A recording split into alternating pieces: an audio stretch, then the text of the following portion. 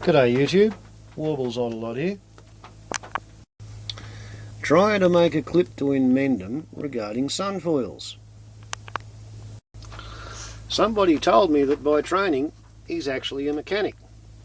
So the comments that he left today on the thread under my movie regarding a 10-minute tutorial on how to carve the aerodynamic pylons of the 5th prototype SunFoil. Well, to be honest, his comments are pretty good, so I wouldn't mind sharing them. Alright, there we go. You can just barely see it. From Inmendham. Most cars are parked at home most of the time. I think it would be best to have the panel in a good sunny location and quick connect wired to a car in the carport. I don't even want to think about the problems you can create putting extra holes in the roof of a car. Well, it's a funny thing, Gary. Lots of people put holes in the roofs of their car to mount a roof rack, to mount aerials, to mount light displays. But it's not a major drama, and it doesn't often reduce the resale value of the car because whatever goes in the hole generally stays in the hole. As a specific example, the Subaru Brumby of my son, it was sold with a 20 watt Mark II SunFoil on the roof. It actually slightly increased the resale value of the vehicle. But the thing is, Gary, this thing was held on with 8 tech screws straight into the roof. And the theory was, if you really wanted to keep the panel, you were going to just put the tech screws straight back into the roof. And there were going to be 8 little featured brass lumps. But I got to say, it's a minor thing. In terms of structural integrity, the only thing you have to worry about is water ingress, and the bottoms of these wooden pylons. My plan is to cut out a rubber washer, the same profile as the pylon, from probably car tyre inner tube material. So it'll be about 1mm thick, and it'll be in compression. So, okay, I guess if you really wanted to be paranoid, you could put a blob of silicon in there. But there's no real drama from having 5 little holes in the roof of the car. At least, that was the thinking of old George, the Scottish carpenter, who was living on the alternative lifestyle community 50 kilometres to the east of here, and he'd been living under solar panels with batteries, 12 volt system for years, and he watched me and my son stuff around for I think 18 or maybe 19 months. Eventually at the 22-month mark he started cutting materials for the 4th prototype SunFoil, the wood-framed, wood-faired one. In my personal opinion, he put it aerodynamically at the wrong end of the vehicle, but it was his vehicle. He was modifying it at his expense, and I was merely advising him and probably inspiring him, but I couldn't tell him you got to put the thing at the back end, otherwise you're not going to make it any better, you might make it worse. I have seen dead grasshoppers killed on the underside of his leading edge as the airflow comes up the windscreen and gets compressed. So I'd say he probably makes the aerodynamic drag about 1% worse by having it there. But you know, what would I know? I mean, if you search aero towing regalos, you'll get to see how much I know about low-speed aerodynamics. All right, I reached my high point on the weight shift 3-axis interface. That was as good as it got.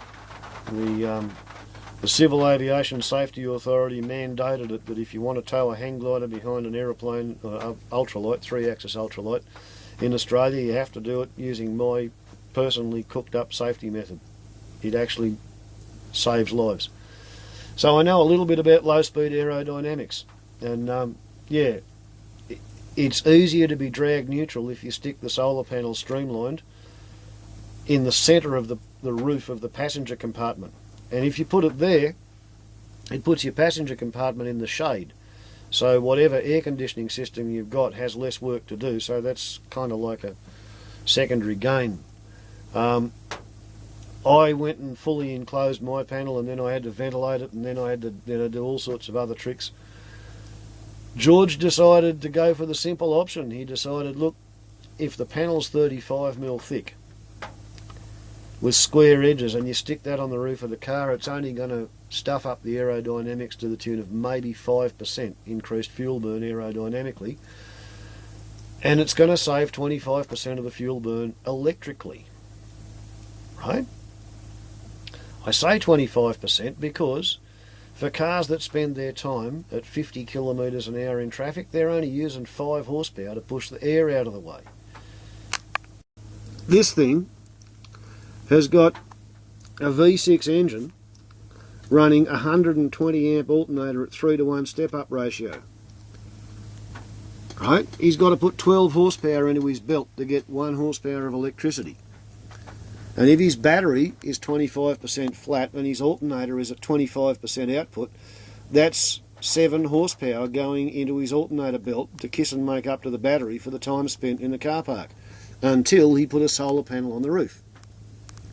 Now in town, 5 horsepower for aerodynamic drag at 50 kilometres an hour. If you're spending 5 horsepower to push the air out of the way, and you're spending 7 horsepower to kiss and make up to your battery, then putting a solar panel on the roof is going to save over half your fuel burn. When I'm on the highway at 100 kilometres an hour, as speed doubles drag squares, so my fuel burn for aerodynamic drag raises from 5 horsepower in town to 25 horsepower on the highway. That 2 horsepower going into my fan belt to turn the alternator to kiss and make up to the battery, it's still 8% on top of what I would otherwise be burning for the aerodynamic drag on the highway. And by putting the solar panel on the car when it's in the parking lot, I can shave 8% off my fuel burn on the highway, and, well, for my purposes, about 40%. If I had a bigger engine and a bigger electrical system and a bigger alternator, and if I had an overdrive cog in the gearbox to slow the crankshaft down so the electrical engineer puts a 3:1 step-up ratio on, yeah, I could be saving, 7 horsepower from a 1/4 flat battery. The whole phenomenon comes because motor cars are designed to sit at the traffic lights with the headlights on low beam, the heater fan on, the entertainment system on full bore, and your foot on the brake lights. And the engine's doing 800 to 1000 revs per minute, and the alternator has to put enough power into the battery that the system doesn't stall. Right? Motor cars are designed for a worst possible case scenario, red lights and headlights.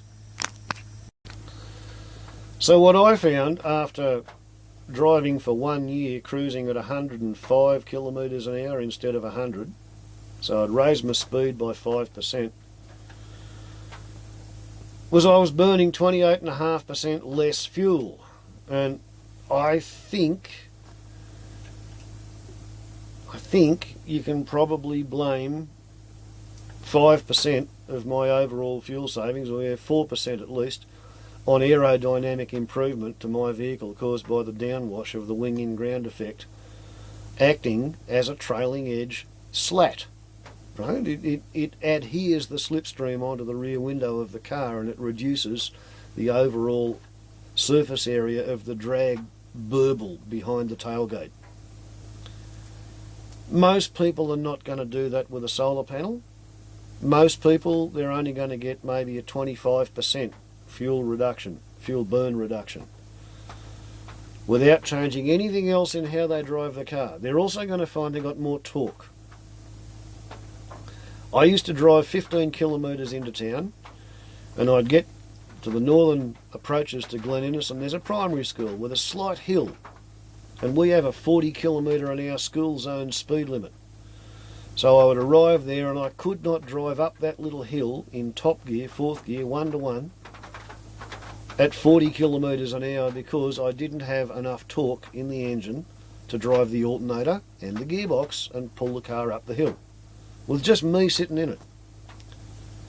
I can now drive up that same hill with 3/4 of a tonne of firewood on board in top gear at 40 kilometres an hour, and I can get around the right angle corner when I get past the primary school, still in top gear all the way around.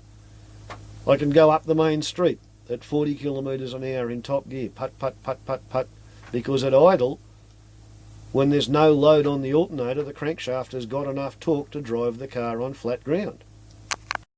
Now, I'm not any kind of a super genius, Gary, you know, like all I did was figure it out slowly. I know how hard it is to turn an alternator because I used to try and turn them with windmills. If you have a look at the SunFoil project hosted on bulb powder by my daughter, you'll see that.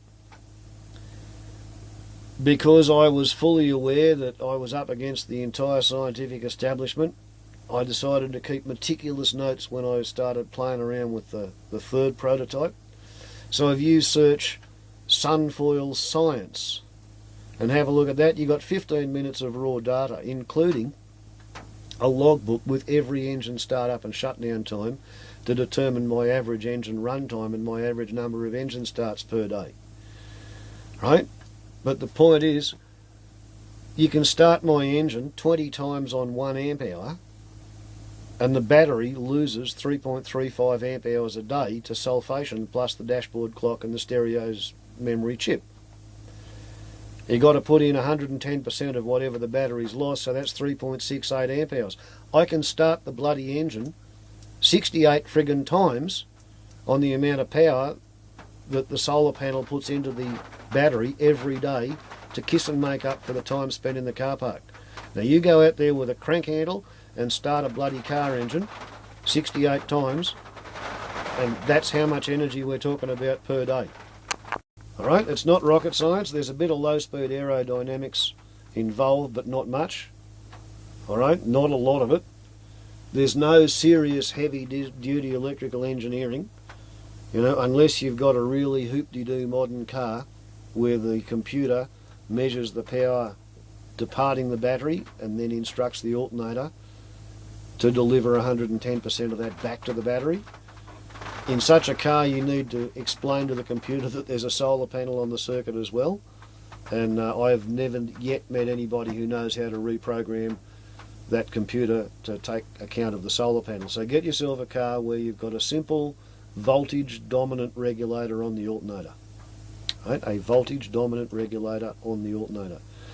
Add a solar panel and a solar battery regulator to the system and expect to save 25% of your fuel burn with a drag neutral installation, 20% if you've got a bare panel sitting on roof rack bars. If you want to compete with me, yeah, alright, I'm up around the 31-32%, but I've turned my panel into a solar thermal ramjet. Okay, let's just check. We've talked about plug-in panels and old George and how it makes you cranky when your car's not plugged in. We've talked about on the highway, the two regulators argue about the battery voltage. The solar panel holds it at 13.5 volts. The alternator holds it at 13.35 volts. So unless you're using more power when the car's running than the solar panel can provide, then the alternator becomes a turnaround pulley for the water pump. We've talked about aerodynamics. Let's face it, look underneath a car. They're bloody awful. We've talked about the roof holes. And I haven't quite hit the upload limit. So let's say this as well, Gary. This is a malt liquor video. Cooper's Extra Stout. I know you usually drink wine when you're making your videos, so you're used to stronger fare, but the best I can offer you is 6.3% stout.